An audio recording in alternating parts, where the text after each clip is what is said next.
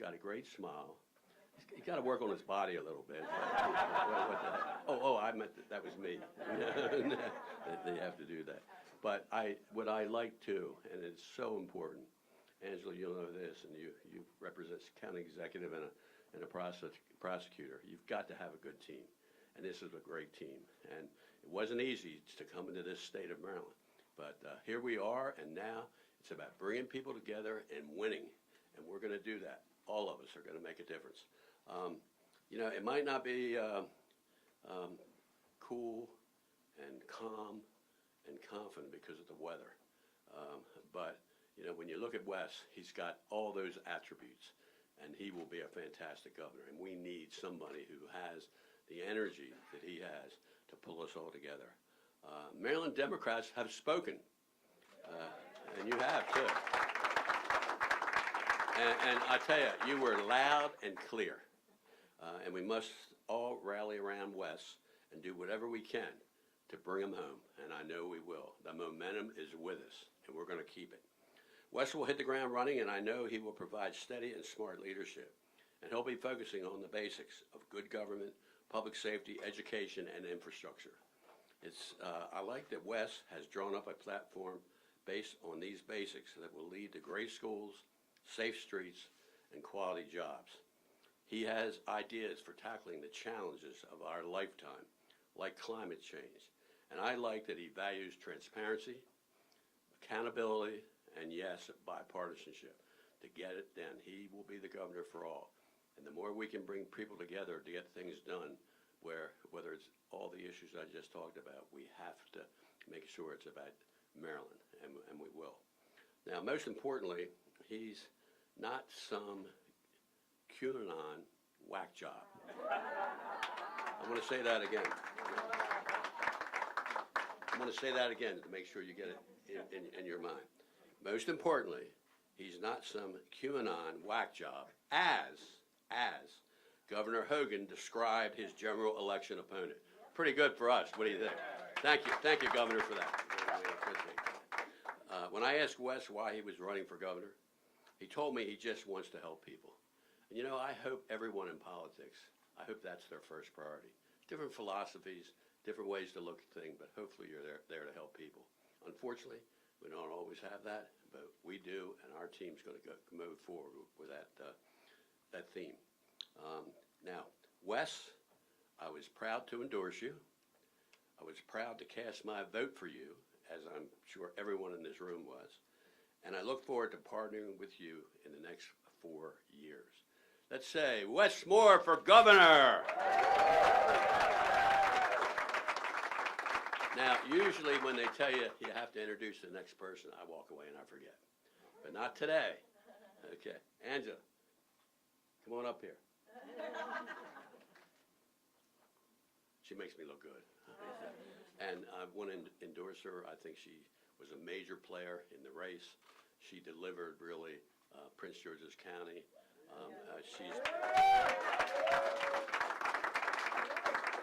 But, more importantly, she's had a great career.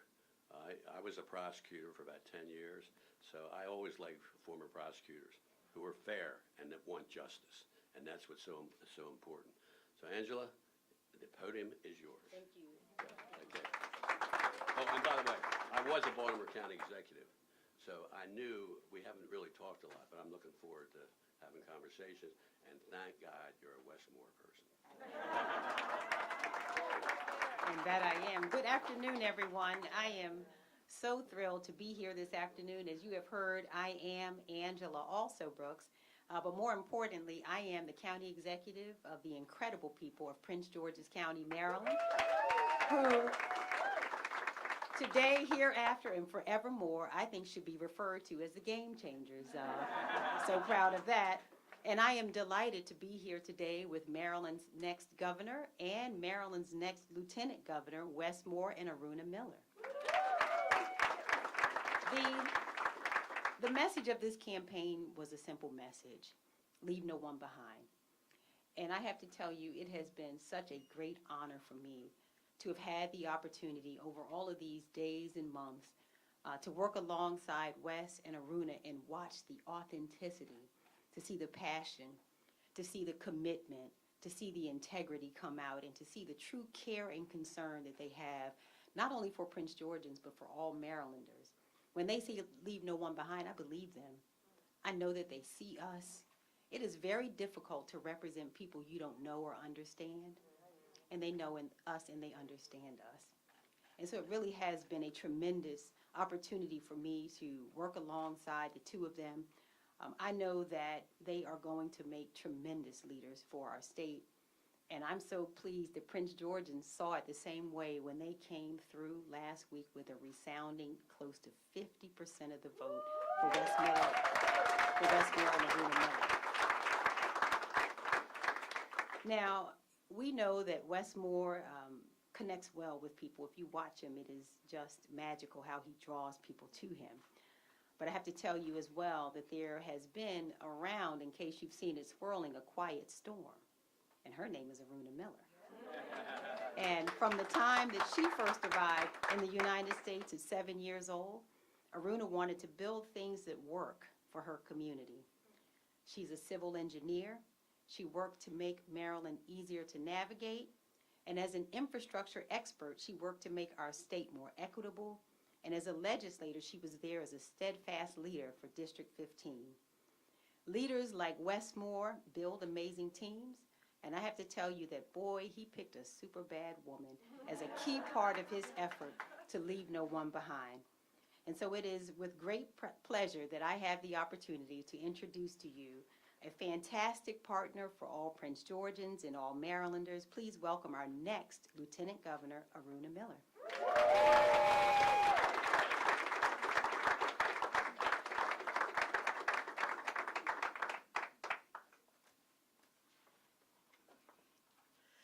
Thank you, County Executive Alsobrook. Thank you for your leadership and your grace that you bring to the state of Maryland, not just Prince George's County. Good afternoon, everyone. My name is Aruna Miller, and it is a beautiful day in the great state of Maryland. Right? Is it not? And as the county executive said, yes, I came to this country when I was 7 years old.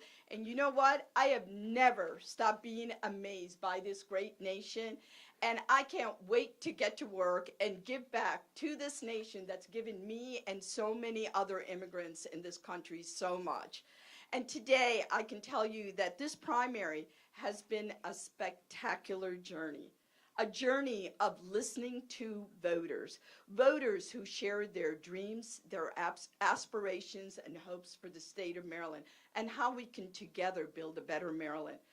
Meeting families that have lived here for generations and generations that call the state of Maryland their home.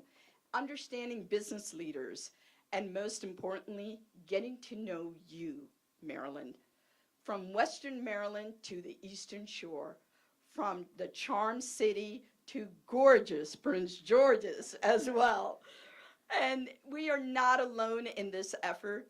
This election season, the Maryland Democrats vying to become governor and lieutenant governor represented the best and the brightest of our party and our state, along with their passionate and dedicated volunteers and staff. Thank you for sharing the best of you and for the strong principal races you ran.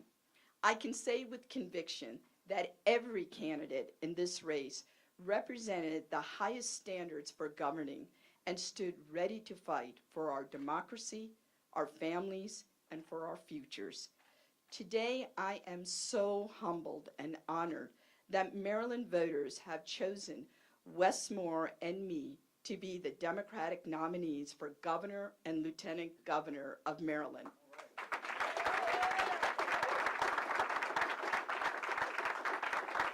And I am proud of the coalition that we have built together. It is a reflection of our state and the blueprint for how we will govern. And there is still room at the table. And it begins with building on our coalition to win this election, where the stakes could not be higher, because we know that our opponent is capable of, and what he represents, the most extreme fringe of political discourse. And to defeat him, we must bring Marylanders together. So let us take our combined momentum of our people-powered movement and let's take it straight to Annapolis by uniting under one common goal, securing Maryland's future. And now it is my great honor and sincere pleasure to introduce to you our Democratic nominee for Governor of Maryland, my friend, Wes Moore.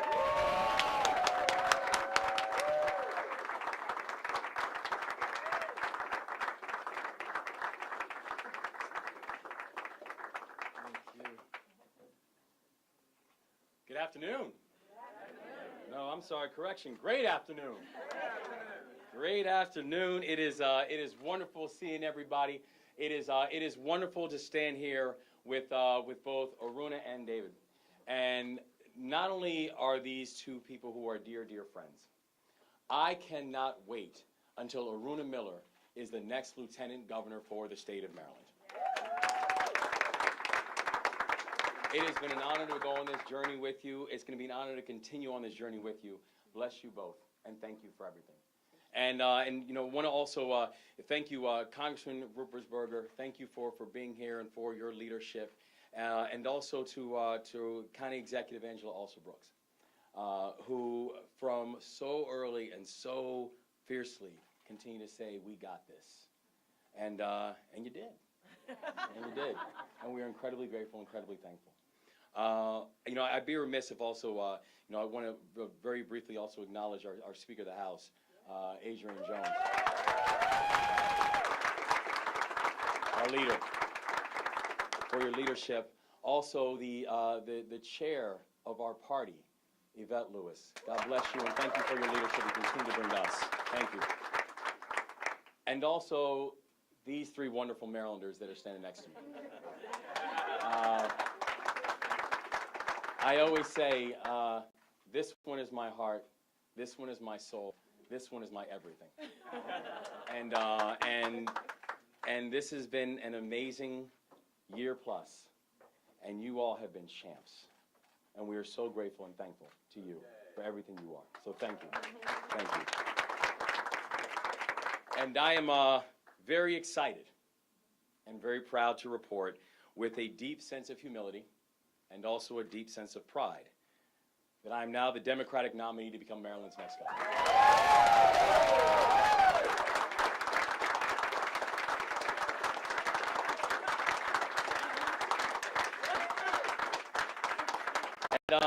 And we first want to also just start by commending the incredibly talented field of leaders who sought the Democratic nomination along with.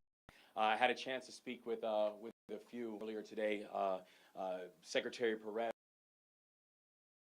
and deeply humbled and grateful, because this process was not an easy one for anybody. It was not an easy one for them. It was not easy for their families. The amount of sacrifice that each and every person who got into the gauntlet and got into the arena is significant. And so it is with a very real sense of humility that I say to each and every one of them, thank you.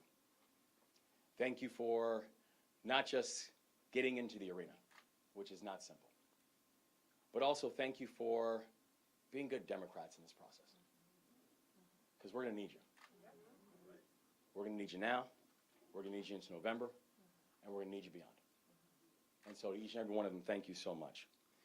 And so when we first began this very improbable journey, you know, we announced the goal that we were going to lead a state that would leave no one behind.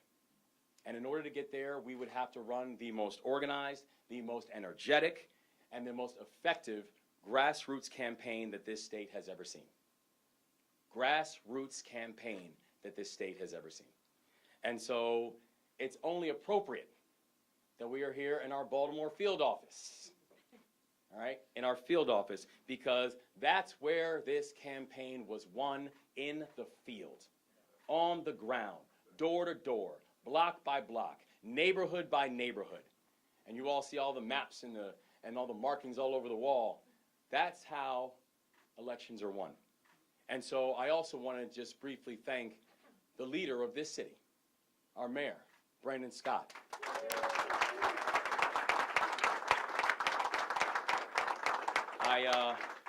I always say, you know, I'm a very proud Baltimorean, Mr. Mayor. And we're very, very proud of the fact that this was home base for this campaign. This was home base for this campaign.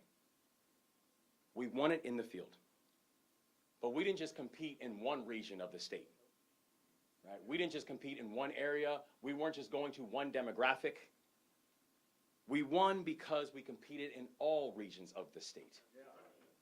We won because this was about going to all 24 and understanding that in all 24, from the Eastern Shore to Western Maryland to everywhere in between, you are going to have an administration where you don't just have our ears, you have our hearts.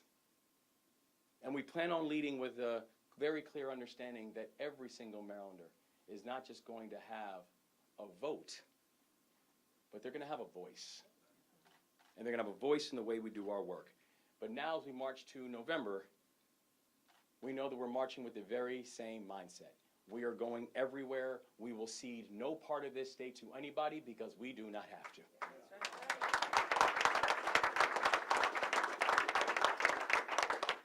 And it is also important to remember where we are. And I'd be remiss if I also wasn't very, very clear about the seriousness of this moment. Where this is a moment where there's a celebratory nature, but there's also a soberness to this. This is serious. And we have to be very clear about who our opponent in the general election is going to be. And the seriousness that we are taking this. I think a cardinal mistake that people have made is that oftentimes he was not taken seriously in the past. I want to be very clear, that will not be an issue in this campaign.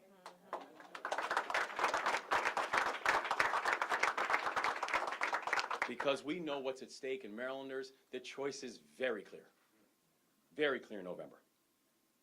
It's a choice between unity and division. It's a choice between a future built on hope and optimism versus a future built on cynical policies of conspiracy theories and fear. It's a future and it's a choice between the values that we embrace as Marylanders and Donald Trump's divisive and dangerous MAGA movement. This choice could not be more clear. And so as we think about this, when I led soldiers in combat in Afghanistan and was a captain in the U.S. Army, serving to protect my nation, there was a very simple principle that we did live by, and I did. And that principle was this: leave no one behind. It's a value that I embraced as CEO of one of the nation's largest anti-poverty organizations, where we would bring leaders in government and also in the private sector and also in philanthropy and also nonprofit organizations, being able to address the root causes of poverty that were allowing so many people to live under this weight, this unforgiving weight. And at the same time, find the things that are working to be able to find them and fund them and scale them. And to be able to provide opportunities like a job that people could actually raise a family on with fair wages. Leave no one behind. And it's an idea that's also not just very personal to me, but also I've seen and I've lived the consequences of a society that leaves too many people behind. Where I've seen the consequences of what broken policies look like. Where I was almost 4 years old when my father died in front of me because he didn't get the health care that he needed. Where I was 14 years old when my mother got her first job that gave her benefits. First job that allowed her to work one job instead of multiple jobs. First job that gave her reliable hours. By the way, this is a woman with a master's degree. So I want to be very clear. When we're having conversations about inequitable pay between men and women and inequitable pay between people of color and non, this is not an academic exercise to me. I don't need a white paper to explain it. I've seen this. And I understand this is real. And that, by the way, that job that she got, they gave her benefits for the first time. That was a job at a place called the Annie E. Casey Foundation right here in Baltimore. Right here in Baltimore. And so when we say leave nobody behind, that is not just a slogan. That's a value. That's a value. It's a value that will guide me as the governor of Maryland. And right now, we are leaving too many Marylanders behind. Unable to fill the gas tank or to keep up with monthly bills. People feeling unsafe in their own communities and people feeling unsafe in their own skin. People who were trapped in schools that were not preparing them for either the jobs of today or the jobs of tomorrow. And knowing that what we have to do to be able to address all of those things is we've got to work together to address all of those things. There is not a single person, a single entity, a single region, or frankly, a single political party that's going to figure this out. We need them all. Because in order for the long-term changes to take place within our state, it means we are going to move with a sense of collaboration and a sense of coordination. And to get there, we are going to need new ideas, a sense of togetherness, working across regional lines, civility, and collaboration. That's our approach. But let's be clear. That is not the approach of our opponent. That is not his approach. He has pledged his unwavering allegiance to Donald Trump. Maryland deserves a governor devoted to them and not to Donald Trump.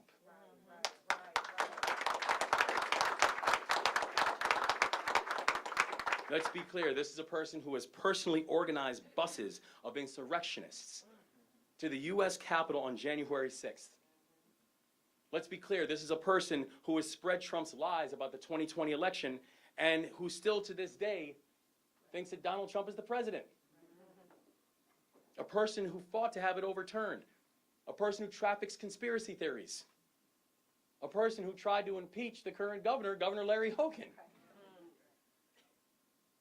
And Governor Hogan has been very clear that he will not support him this year as well. Dan Cox represents the most extreme fringe of American politics, and simply put, he is so far outside of the mainstream that I believe he would be dangerous in the governor's office. But this is not about Donald Trump alone. Abortion access is on the ballot. Public school funding is on the ballot. A $15 minimum wage is on the ballot. The future of our environment is on the ballot. Now, I believe Maryland is the best state in America to be able to raise a family and to live. But to fulfill our potential, we have a real opportunity to have a world-class education system, and we are excited to work in partnership and make that happen. In partnership. And it's good to see you, Cheryl. In partnership. That we are going to make our state more competitive while also making it more equitable, and that does not have to be a choice. That we can and we will do both. In order for one to be real, the other must be real too. That we are going to have a world-class transportation system that moves people from where they live to where they work. I was CEO of one of the largest poverty-fighting organizations. We invested tens of millions of dollars in job training and job reskilling programs. But the reality is this: if the person cannot get to the job, then what's the point?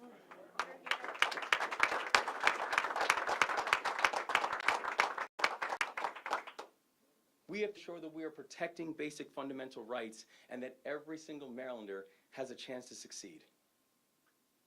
Now, in this moment, everybody, we have a chance to make this Maryland's decade. This is our time. This is a time when hope does not have to be an ephemeral word, when hope is something that can be real, and we can turn our actions into real promise for all of our families.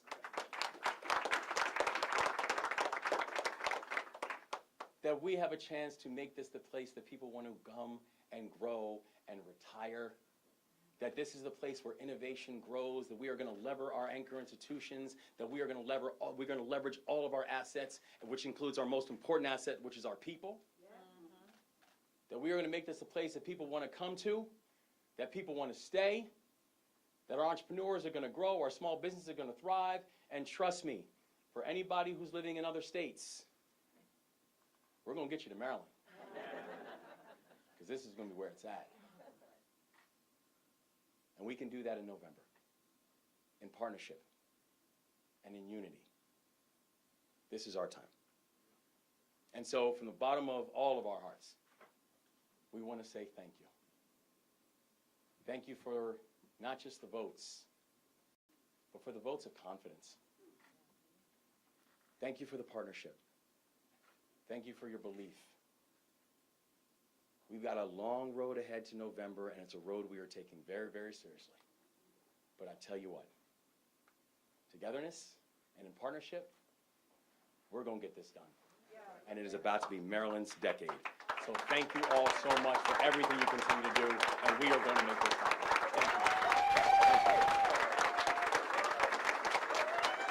Thank you. Thank you all. Thank you.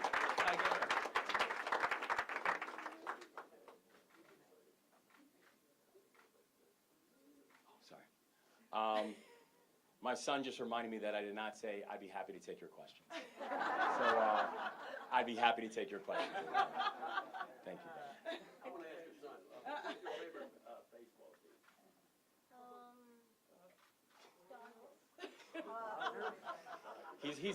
He's in a front runner status in his college. He needs to learn loyalty. There you go. I like the Orioles too. There you go. There you go. Thank you. Yes, Larry. First, congratulations. Thank you. I want to kind of talk about the unification of the party. Absolutely. What does that look like heading up into November? I'd imagine that there are some voters that may feel a little stunned by their election results. How do you get the party together, rallying for the general in November? Yeah, I mean, well, one is I'm very proud of the fact that we have good relationships with the other folks who have run for governor, and we know that we are going to move in partnership with them as well. Each and every one of them who sacrificed so much, we all came in with a unified goal, right? And the unified goal was that it was not just that we were going to advance the issues that so many of us believe in deeply, but it was also that we were going to have a Democrat return to the State House in Annapolis. Right? That was a unified goal that each and every person who ran for governor had. And that's a goal that each and every one of us still have. And so I also know, even in private conversations I had with them before, have with them earlier, is that is a consistent theme that we have, is that we are going to work together, we are going to work in partnership, so that we are going to have a Democratic win in November. And so the thing that we're going to do is what we continue to do, is to work every single day and to touch as many voters as we can, to be able to share our vision, to be able to share our values. And we feel confident that if we do that, we are going to be just fine in November. Thank you. Last night, sorry to get on a negative note here, but Baltimore City reached its 200th homicide. Can you just talk on, the future that you hope to see and how you hope to bring those numbers down? Yeah, thank you. And you are right. I mean, we have, and the violence that we continue to see is it's also not just a Baltimore issue. We're watching rising violence that's taking place across the state, and it's something that we need to be able to work in partnership to be able to address. We don't have a single life that's dispensable, nor a single part of the state. And so what we have to do, and what we are going to do, is continue to work in partnership with local leaders to be able to address not just the root causes of violence that we continue to see, but also the immediate things that we have to be able to do to be able to address them. And that includes things like making sure we're fixing a broken parole and probation system. Because many of the people who are violent offenders, these are people who are in violation of parole and probation. The reality is there's not a local jurisdiction who's responsible for that. That's a state function. And right now, it is massively understaffed and undermanned. It means being able to support violence interruption programs that are doing really heroic and valiant work inside of our communities right now.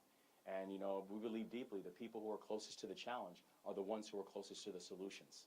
And oftentimes, groups like We Are Us and Safe Streets and Ceasefire, they are not just underfunded, but you take an organization like We Are Us, who we just marched with weeks ago, have $0 in state funding, even though they are doing heroic work serving as violence interruption, because much of the violence is retaliatory in nature. And so we have to be partners in this work, and we need to do more from the state than just simply wave their finger at local jurisdictions and say, do better.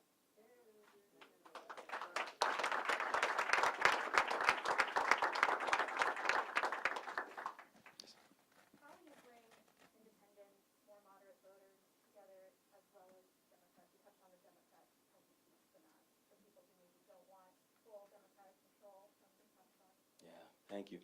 It's I think one of the things we're going to be able to do is a continuation of what we've done during the campaign. When people were saying to us, they were like, you're campaigning in a lot of areas where there's not even a lot of Democrats. And our answer was always simple: yeah, but there are a lot of Marylanders, and I plan on being their governor too. And so what we're going to do is we're going to push forward to show people that when we're talking about we want to create platforms for work and wages and wealth, that's not a democratic issue, right?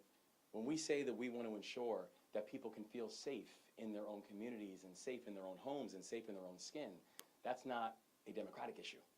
When we're saying that we need to make sure that we're protecting our environment and ensuring that we are protecting some of the greatest assets, natural assets that we have here in the state of Maryland, like the Chesapeake Bay. And Chesapeake Bay doesn't sit on democratic areas, right? So these are issues that when we're talking about them, we're talking about them with a statewide lens, that whether they are Democrats, independents, or Republicans, we want them to know that we are excited to be their governor and their lieutenant governor too. And I remember having a conversation with someone in Baltimore County. We were telling them our plan for small businesses. And the person said to me, they said, listen, I love what I'm hearing, but I got to tell you, I'm on the other side. I said, what does that mean? And he said, it just means I'm a Republican. And I told him, I said, and this is true, Dutch. I told him, I said, do you know a question I never once asked my soldiers? What's your political party? Right? When I was running a small business, you know what I never asked either my coworkers or my customers? How'd you vote in the last election? We plan on being the governor and lieutenant governor for everybody.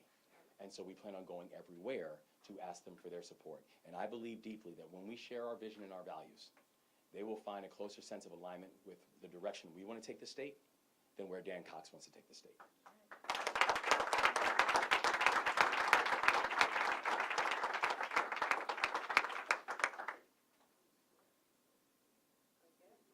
Have you spoken to the governor? Has the governor reached out to you yet? And would you debate Dan Cox if the opportunity presents itself?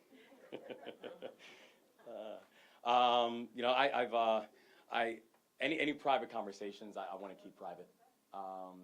But the thing that I do know is that I look forward to the opportunity to contrast our vision and our values with Dan Cox. I look forward to the opportunity to be able to let the people of Maryland hear for themselves. That do they believe in a vision of hopefulness and collective growth that we can have for everybody, or do we want to talk about things like January 6th? Right? Do we want to build a state where everybody has a chance to succeed, or do we want to have conversations about conspiracy theories that are being driven by extremists? And so I'm looking forward to the opportunity to be able to have clear debates with Dan Cox about where he wants the state to go and where we want our state to go. Two more? Or no more? Great. Thanks, everyone. Yeah. Oh, yes, sir. Sorry. Regarding like defunding the police and misjustice and racial discrimination, how are you trying to tackle that?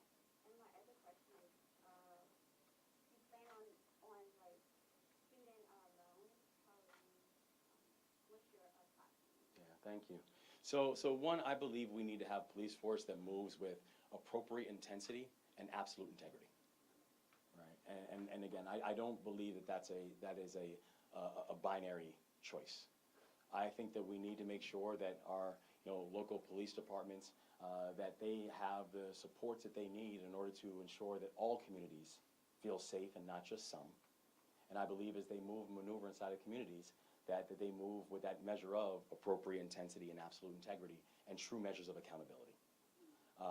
And I think that is something that we can have working in partnership with our local jurisdictions is something that's going to be important. I think the legislature did really important work last year when being able to address the police ring reform and doing things like addressing law enforcement officer Bill of Rights, being able to address transparency as officers are moved from one jurisdiction to another, being able to mandate the usage of body cameras, right? So I think these were important things that had to get done.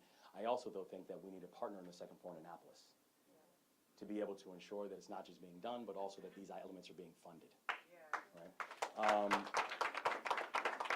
When it comes to the issues of student loans, I've said that I think also on the federal level, because really it's really the federal loans that's really the lion's share of what we're talking about.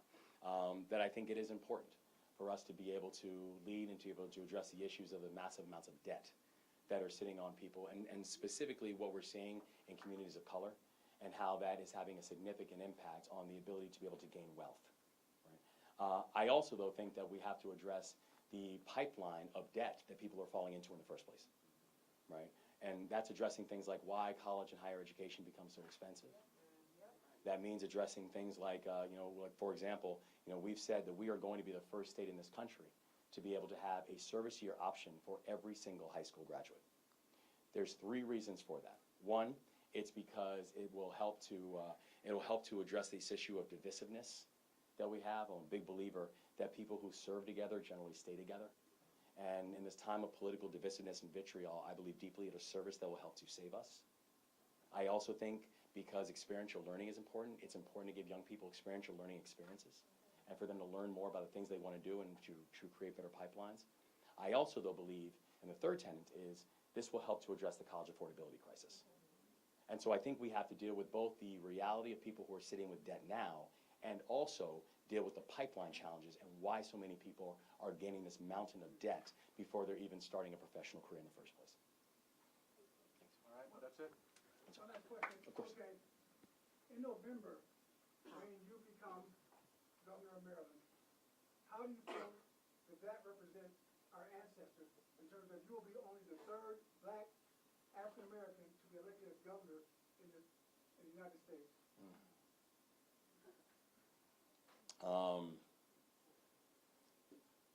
I think about this in context where my grandfather on my mother's side of the family was the first one born in this country.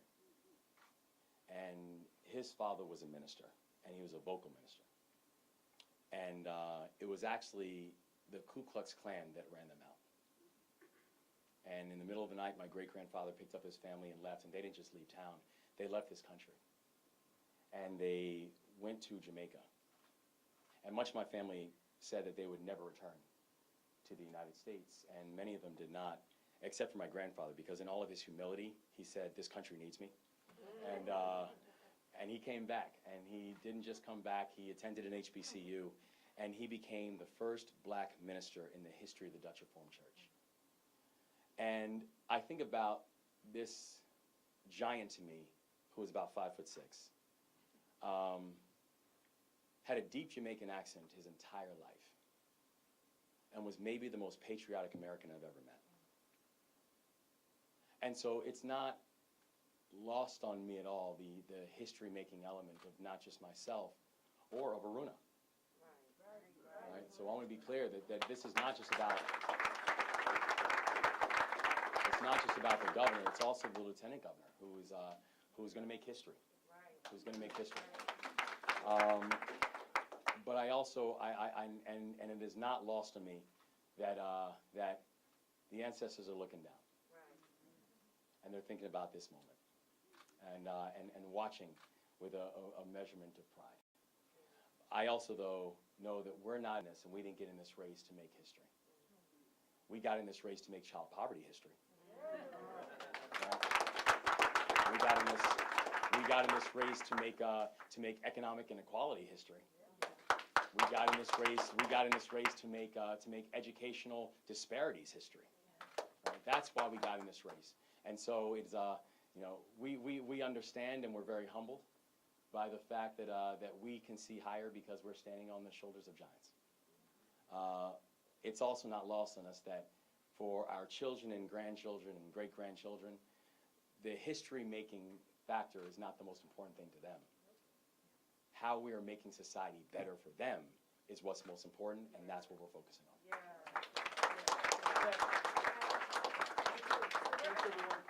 going to call everyone to get a group picture if we can. So if all of the electeds would please come to the front.